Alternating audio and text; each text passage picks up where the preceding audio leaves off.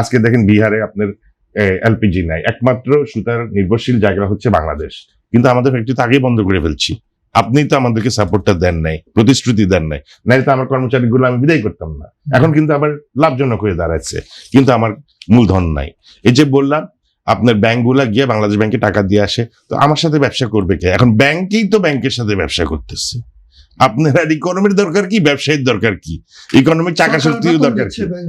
হ্যাঁ, ব্যাংকের টাকা দিয়ে। এই যে 4000 সিসির গাড়ি দৌড়াইতেছে সরকারি কর্মকর্তা, কেন তাদেরকে কিন্তু 4000 সিসির গাড়ি শোভা পায় না।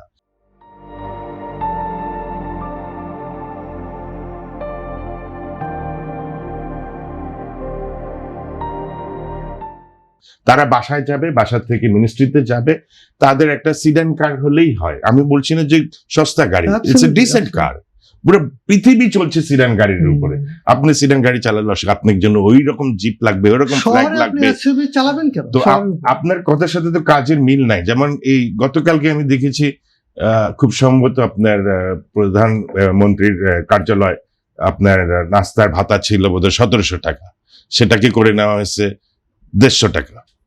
এটা একটা জাতির দেখবার মতো একটা দৃষ্টান্তমূলক একটা সিদ্ধান্ত। তো আপনি নাস্তার বেলা যেটা করতে পেরেছেন, ইকোনমির বিভিন্ন জায়গায় আপনি সিমিলারলি কাজ করেন। আপনি নাস্তা দিয়ে আমরা হ্যাপি, আপনার ভাবমূর্তি আমরা বুঝতে পেরেছি, মাইন্ডসেট বুঝতে পেরেছি যে you have done very well.